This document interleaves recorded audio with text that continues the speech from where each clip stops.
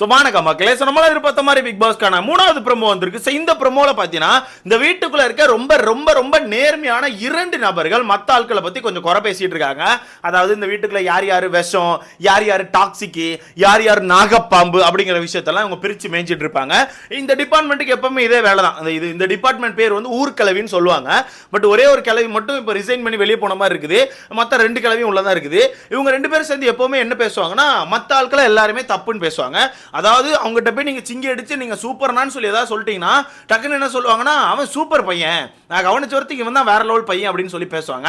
அதே அவங்க கிட்ட போயிட்டு நீங்க பண்ண தப்பு இப்படி பண்ணிருக்க கூடாதுன்னு சொல்லிட்டு குறை சொல்லிட்டீங்கன்னா உடனே பின்னாடி போயிட்டு அவன் ஒரு விஷம் ஒன்னத்துக்கு ஆக மாட்டான், அவெல்லாம் அடுத்த வாரமே இந்த வீட்டை விட்டு வெளியே போயிடுவான், மக்கள்லாம் தூக்கி வெளியே போட்டுருவாங்கன்னு சொல்லிட்டு 24 அடுத்த ஆட்களை பத்தி குறை பேசுறது மட்டுமே இந்த டிபார்ட்மெண்ட்டுக்கு வேலை. ஓகேவா?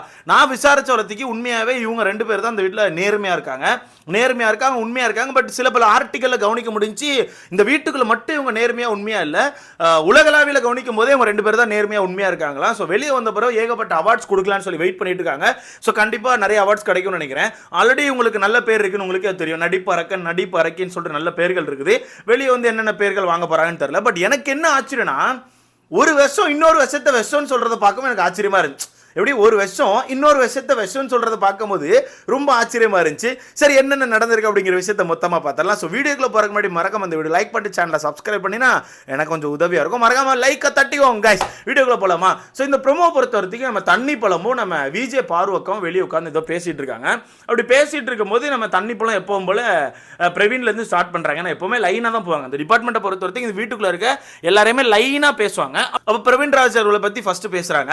பிரவீன் ராஜ்லாம் சரியான விஷம், அவன்லாம் ஒரு மாறிப்பட்ட ஆளு, அவன் பேசுறதே சரி கிடையாது, அவன்லாம் அந்த வீட்டுக்குள்ள இருக்க தகுதியே கிடையாதுன்னு சொல்லிட்டு நம்ம தண்ணி படம் சொல்றாங்க. அப்படி சொல்லும் போது நம்ம பார்வக்கா என்ன சொல்றாங்கன்னா பிரவீன் தானே அவன் சரியான விஷம், ஆனா இந்த வாரம் நல்லவன் மாதிரி அப்படியே மாறிட்டான், அப்படியே திருப்பிட்டான் ஒரு மாதிரி, ஏன்னா நாமினேஷன்ல இருக்கான்ல அதனால அப்படி நல்ல மாதிரி நடிச்சிட்டு இருக்கான்னு சொல்லிட்டு யார் சொல்றா? நம்ம பார்வக்கா சொல்றாங்க. பிரவீன்ராஜ் நாமினேஷன்ல இருக்காரா? பிரவீன்ராஜ் நாமினேஷன்ல இருக்காரா? கவனிச்ச மாதிரி தெரியல நண்பர்களே. இருப்பாருன்னு நினைக்கிறேன். அக்கா சொன்னா சரியா தான் இருக்கும்னு நினைக்கிறேன். நான் தான் மறந்துருப்பேன்னு நினைக்கிறேன். அப்ப அக்கா சொல்றாங்க நாமினேஷன்ல இதனால அவன் வந்து ஒரு மாதிரி நல்லவனா காமிச்சிட்டு இருக்கான் அப்படின்னு சொல்லி சொல்றாங்க. எனக்கு என்னன்னா இவனை பற்றி குறை பேசுகிறீங்க, ஆனால் இப்போ லைவ் நான் அந்த வீடியோ ரெக்கார்ட் பண்ணுறதுக்கு முன்னாடி இந்த மாஸ்க் டாஸ்க் நடந்துருச்சுல, மாஸ்க் டாஸ்க்கு ஒரு கேப் விட்டுருந்தாங்க. அந்த கேப்பில் வீட்டுக்குள்ளே உட்காந்து எல்லாம் சாப்பிட்டுட்டு இருந்தாங்க. அப்படி சாப்பிடாம அடுத்து என்ன சமைக்கலாம்னு சொல்லி வீட்டுக்குள்ளே பேசிகிட்டு இருக்கும்போது நம்ம விஜே பார்வக்கா இருக்காங்கல்ல, விஜே பார்வக்கா அக்கா என்ன பண்ணாங்கன்னா நம்ம பிரவீன் ராஜ்கிட்ட பேப் பெங்களூர் வரேன் பேப், வெளியே வந்து நம்ம போகிறோம் பேப், நம்ம அங்கே போகிறோம் பேப், இங்கே போகிறோம் பேப்னு சொல்லி பேசுகிறாங்க.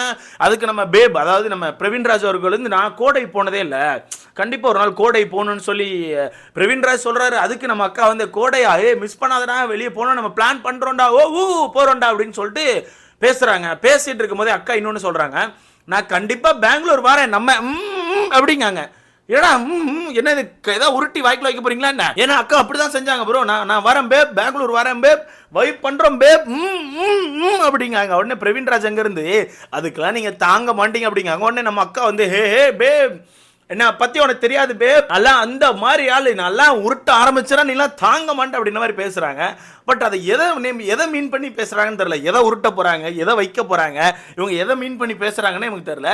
கண்டிப்பா உங்கள சில பேர் தெரிஞ்சிருக்கும். பெங்களூர் என்ன நண்பர்கள் அப்படி ஃபேமஸ், பெங்களூர் நண்பர்கள் யாராவது கமெண்ட்ஸ்ல இருந்தா சொல்லுங்களேன். நாங்கள் அக்கா வந்து இப்படி காட்டினாங்க, பேப் செய்கிறோம் பேப், நம்ம சமோ செய்கிறோம் பேப், அப்படி நம்ம ஒரு மாதிரி இப்படி தான் கை இது பண்ணாங்க. இதுக்கான மீனிங் என்ன? அக்கா வந்து நல்லா தாங்கிடுவேன், நல்லா வேற ஆள் அப்படின்னு ஒரு மாதிரி பேசுகிறாங்க. அதுக்கான மீனிங் என்ன? இதெல்லாம் ஏதாவது தெரிஞ்சிச்சுன்னா கொஞ்சம் கமெண்ட்டில் சொன்னீங்கன்னா நல்லாயிருக்கும்னு நினைக்கிறேன் நண்பர்களே. அதான் கேட்டேன், அது என்னன்னு தெரில, பார்த்து கமெண்ட்டில் போட்டு விடுங்க. அக்கா அங்கே நல்லா பேசிட்டு இங்கே வந்து என்ன செய்கிறாங்கன்னா அவன் வந்து ஒரு விஷம், அவன் ஒரு விஷம் நடிக்கிறான் அப்படின்னு சொல்லி பேசிட்டு இருக்காங்க. அடுத்தது நம்ம தண்ணி பழம் இருக்காருல்ல, தண்ணி பழம். ஸோ தண்ணி பழத்தை பொறுத்த வரைக்கும் அடுத்து கமாருதின்னு சொல்கிறாப்புல, காமும் விஷம் தான், அவன்லாம் ஒரு மாதிரிப்பட்ட ஆளு, அவன்லாம் ரொம்ப ஒரு கேடுகட்ட பையன், எப்போ பார்த்தாலும் என்ன பார்த்தாலும் இப்படிங்க அப்படின்னு சொல்கிறாப்புல. அது பார்க்கும்போது சிரிப்பாக தான் இருந்துச்சு. பட் கமாருதினுக்குலாம் சரியான வார்னிங் கொடுக்கணும் ப்ரோ. அந்த மரியாதை தெரியாத பையன் உள்ள வீட்டுக்குள்ளே கடந்து உன்னா ஏதாவது ஒன்று வார்த்தையை விட்டுட்டே இருக்காப்புல. அவருக்குலாம் நல்ல ஒரு வார்னிங் கொடுக்கணும். முடிஞ்சால் வீட்டை விட்டு வெளியே தூக்கி போடுங்க. பட் ஓட்டுக்கள் எங்கேருந்து வருதுன்னு தெரியல, எங்கே இருந்தாலும் வந்துட்டு இருக்குது. முடிஞ்சா இந்த சாட்டர்டே சண்டேல கொஞ்சம் பார்த்து நல்லபடியாக செஞ்சு விடுங்க. ஏன்னா இப்பெல்லாம் விடக்கூடாது, ரொம்ப மோசமாக போகுது. உருண்டாங்க, பொறி உருண்டாங்க, என்னெல்லாமோ சொல்கிறான் ப்ரோ. நம்மளால சொல்ல முடியல, அந்த அளவுக்கு வார்த்தைகளை விட்டுட்டு இருக்கான். பட் ஒன்று ப்ரோ, அவர் தூக்குறது உறுதி ப்ரோ. அவர் எனக்கு தெரிஞ்சு இந்த சீசன்ல பயங்கரமா தூக்க போறாரு. எதை அப்புறம் தூக்க போறாருன்னு கேட்டீங்கன்னா, எங்க அக்கா அரோராவை தான் சொல்றேன். நேத்தும் தூக்குனாரு, இன்னைக்கும் தூக்கிட்டாரு. இன்னும் கப்பு மட்டும் தான் தூக்கல, பட் அவருக்கு கப்பு தேவையில்லை, அவருக்கு அரோரா மட்டும் போதும். அதை தூக்குறதே அவர் ரொம்ப ஆனந்தமா பாக்குறாரு. ஸோ தொடர்ந்து தூக்குங்க, உங்க பண்ணி தொடரட்டும், இணைப்பில் இருங்க, ஓகேவா? அடுத்தது அப்படி தொடர்ந்து பேசிட்டு இருக்கும்போதே நம்ம அக்கா டக்குன்னு குறுக்க வந்து, இல்ல கமாருதீனை விட இந்த வீட்டுக்குள்ள நிறைய விஷயம் இருக்காங்க. இந்த எஃப்ஜே, சபரி, பிரவீன் ராஜ் இவங்கெல்லாம் சரியான விஷயம்.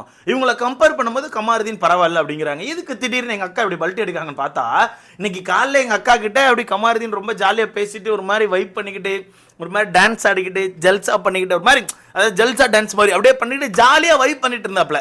அதில் எங்கள் அக்கா வந்து லைட்டாக ஸ்லிப் ஆகிட்டாங்கன்னு நினைக்கிறேன். இப்போ நம்ம கமாருதீன் அந்த லிஸ்ட்டில் எடுக்கிறது இல்லை. சரி, என்ன சொல்கிறதுக்கு இல்லை, அதான் எப்பவும் போல தான். எங்கள் அக்கா பக்கத்தில் போய் நீங்கள் சிங்கு சக்கான் சிங்கி அடிச்சிங்கன்னா நீங்கள் நல்லவங்க, அக்காவுக்கு ஆப்போசிட்டில் ஏதாவது பேசுனீங்கன்னா கெட்டவங்க. இப்போ இந்த வீட்டுக்குள்ளே இருக்க முக்கால்வாசி ஒரு விஷம் தானா, எல்லாருமே விஷம் நண்பர்களே, எல்லாரும் விஷம், எல்லாருமே டாக்ஸிக், எல்லாருமே நாய் பேய் பிசாசு எல்லாம் சொல்லுவாங்க.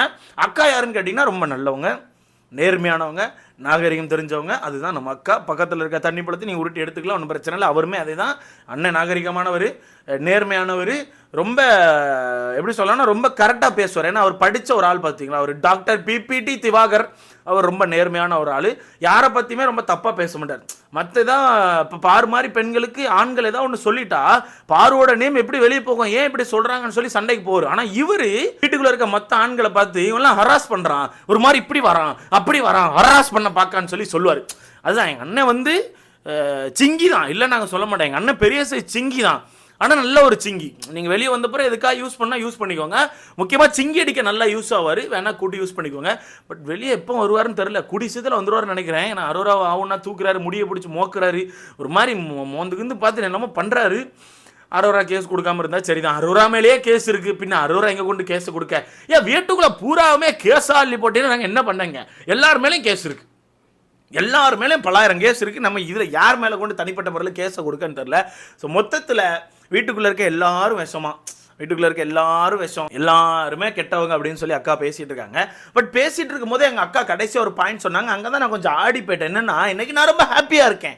ஏன்னா சபரி அவுட் ஆகி வெளியே வந்தால் தெரியுமா, சரியான ஹாப்பிங்க. ஒரு நபர் வந்து ஒரு போட்டியில் தோற்று வெளியே வரும்போது உங்களுக்கு ஹாப்பியாக இருக்குன்னா உங்கள் மைண்ட் பூரா விஷம் இருக்குன்னு தானே அர்த்தம், இல்லை? எனக்கு புரியல. அவன் எனிமையோ என்ன இளவா இருந்தாலும் ஒருத்தன் ஒரு போட்டியில் தோத்துட்டான்ப்பா, தோத்தோடனே உங்களுக்கு ஹாப்பியாக இருக்கு, நான் ரொம்ப சந்தோஷமா இருக்கேன், அந்த விஷயத்தை கொண்டாடுறீங்கன்னா உண்மையான விஷம் நீங்கள் தானே. சரி, நம்ம அப்படி சொல்லக்கூடாது. எங்கள் அக்கா நேர்மையான விஷம். நீங்கள் கண்டிப்பாக எங்கள் அக்காவை விஷம்னு கூப்பிட்ற மாதிரி இருந்துச்சுன்னா நேர்மை அதில் ஆட் பண்ணிக்கோங்க. எங்கள் அக்கா நேர்மையான விஷம், நாகரிகமான விஷயம், எப்படி சொல்லலாம், எப்படி வேணால் சொல்லிக்கலாம். காலைல என்ன சாப்பிட்லாம், என்ன வேணால் சாப்பிட்லாம் அப்படின்ற மாதிரி எங்கள் அக்கா வந்து என்ன மாதிரி விஷம்னாலும் நீங்கள் வச்சுக்கலாம். ஆனால் எங்கள் அக்கா விஷம் அப்படிங்கிறத எங்கள் அக்கா அப்பப்போ உங்களுக்கு ப்ரூஃப் பண்ணிட்டே இருப்பாங்க. இதுக்கு நீங்கள் ஆதாரம் எங்கேயும் தேடி போக வேண்டிய அவசியமே கிடையாது. ஸோ பார்க்கலாம் இவங்க என்னென்ன கேமை போடுறாங்க, இதுக்கப்புறம் எப்படி கொண்டு போகிறாங்கன்னு. இது பார்க்குறக்கு என்ன இருக்குது, ப்ரமோலே ஒன்றும் இல்லை. எபிசோடுகளை மட்டும் கொட்டியாக வைக்க போகிறாங்க, ஒன்றும் இருக்க போகிறது இல்லை. இன்னும் கொஞ்ச நேரத்தில் முடிஞ்சிருந்தா லைவில் முடிய போகுது அந்த டாஸ்க்கு. முடிஞ்சோன்னா வீட்டுக்குள்ளே போய் பூரா போய் குளிச்சு ட்ரெஸ்ஸை கிஸ்ஸை மாற்றிட்டு சாயங்காலம் போகிற நல்ல டின்னர் தும்பானுவேன். தின்னு முடிச்சோன்னே நம்ம பிக் பாஸ் நைட்டு போல் கூப்பிட்டு நம்ம அவர் பேர் நீங்கள் நல்லா வளர்த்தி ஒருத்தர் ஒரு தலைன்னு சுற்றிட்டு இருக்காரு. அவர் தான் துஷார் பெதடியில் அடித்து தலை பதவியை பிடிங்கி விட்டுட்டு அன்னைக்கான டேவை நம்ம பிக் பாஸ் முடிச்சிருவாரு. அவ்வளோதான் இன்னைக்கான எபிசோட், அவ்வளோதான் நண்பர்களே. ஸோ பார்க்கலாம். இந்த 2 நேர்மையான விஷயங்களை பற்றி உங்களுக்கான கருத்துன்னு சொல்லிட்டு மறக்காம கமெண்ட் பண்ணுங்க. அடுத்த பார்க்கலாம்.